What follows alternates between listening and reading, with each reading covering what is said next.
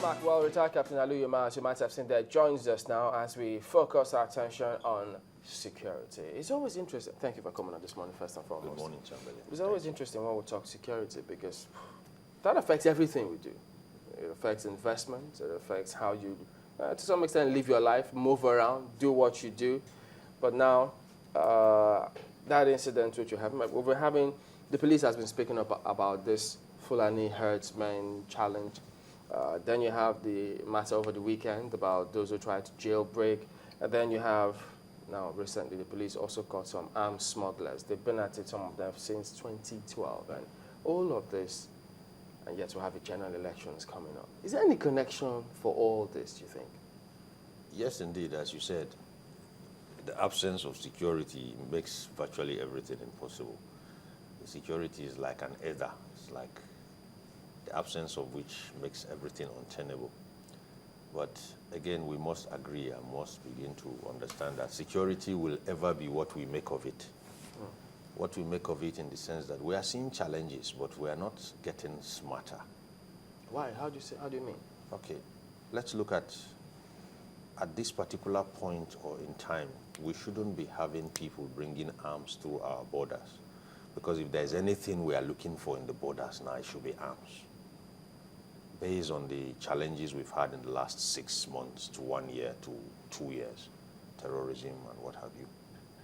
And when you talk about the challenges we're having with herdsmen and those cattle Fulani things, it's also another thing about not getting wiser.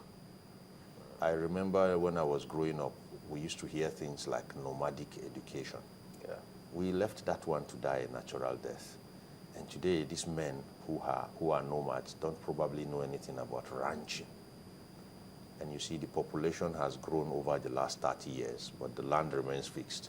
And then they tell us that we used to have grazing, designated grazing areas. Now, today, it's history. Yes, it's history because people are multiplying. It takes 9 months to make one person and 70 years to die. So you can imagine how many of us would have come in the last 30 years and how many would have died then. Several 9 months in this Exactly. That's kudos to the Nigerian woman. So, and man, I would say, because I don't think they do it alone, yeah? Do we watch too much movies? Because sometimes, you hear people tell you, look, yeah, just as you say, if we're faced with all this kind of challenge, the first things you understand, look, our borders. We have to secure our borders. When you hear what's going on in Libya, you just red alert. We have to check what happens. And then when you hear these clashes within these communities, the borders. How do we secure the borders? But it appears as though... Yeah, security, from the security point of view, I think we're a bit laid back. We're a bit laid back because probably the security stakeholders and agencies are yet to take ownership of this sector I'm talking about. We cannot simply look at it and say, look, it's not my region, or it's not my religion, or it's not my... It doesn't apply to security. It may apply in other aspects of our nationhood, but not to security. Okay? But how do we, pardon me to pause it, I'm just wondering, in terms of understanding and appreciating where we're coming from, security-wise, because I remember the late NSA did say, look, we didn't see this coming, but we're not just ready for all of this. So given the kind of grounds we've been able to cover, can we still say that we're not getting smart? Wouldn't that be not taking cognizance of the kinds of efforts our security agencies have put in so far? Yes, they are putting in a lot of efforts, but let's do a post-mortem, for example. We go through so much, we achieve so much, then we see a replay or a regression of what we've already been able to put behind us. So if you look at it, holistically, it's like we go forward, then fall backward. Let me give you an example with the bombings, with the attempted jailbreak, which happened during the last weekend, at the SSS headquarters. I must say that in itself was unfortunate. What is left now is to do some damage control. But before we do the damage control, if I followed the SSS properly, I think sometime last year, a senior SSS staff was slaughtered in his home with his family, wife and children, somewhere in Kano. You see, there's what you call lessons learned. It doesn't have to happen to you, before you imbibe lessons learned. If something happens to him and is in a similar career line with me, I should be able to be looking at what has happened to him and learning from it. To prevent it from happening. Yes. To you. Then the victim, take the army, for example. The army has formations that have been attacked. The Air Force has formations that have been attacked. The UN was also attacked in Abuja. There are lessons learned from those attacks which they can escalate and share with others. That's what we're talking about, pooling information. Let me give you an example of what I'm saying with this particular incident in Abuja. Going forward, what do? There's got to be damage control. There's got to be a safety audit of that facility. What exactly happened that exposed that unfortunate operative to being hit by this guy to the extent he disarmed him? And you have to audit those processes. Which is regular standard practice. Beautiful. Having audited those processes, you have to disseminate your findings and share with your sister agencies. For example, other SSS offices and detention centers across the nation. This is the experience we've had. This is what we learned. This is what we think we should do to upgrade. Please take note. Other than the safety audit, you also need to do a security audit. The facility itself. What is the nature of the security, equipment there? What is the process for detention? I mean, what makes it easy for some people to just come in to the extent that there will be so much fighting, 18 or 21 were killed. They attempted a jailbreak. Some even said they were not going to escape. If we are to glean information off, that means within that detention center, detainees can communicate. That's why some will even refuse to escape after hearing that there was going to be a plot to escape. From the practice we know, such sensitive detention centers, detainees of that caliber are separated.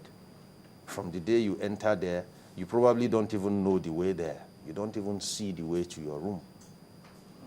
You just know you are... Even though they are suspects, they've not been adjudged. Yes, for you to have been detained in that kind of place, you must have reached a certain level of suspicion. These are high-profile, sensitive detainees. They are not just any-day detainees. So if they were being detained there, you need to do a security audit of that place to ensure that it conforms with certain best practice standards, both for the safety and the security of that facility, the people who work there, and the detainees themselves. Capt. Aliyu, this situation has persisted or appears to be persisting, but we continuously hear from the security agencies that they are doing their best. Do you think so? Security agencies are doing their best. I agree. Your best may not be actually my best. My best may not be your best. But what I'm saying is this. If you are doing your best and we're not getting to see that you're learning from the past, could we possibly say you are at your best?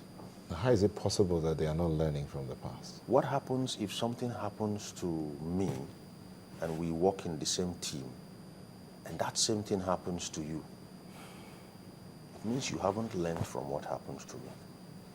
No, Vice maybe versa. that the person learned, but at some point lowered the guard.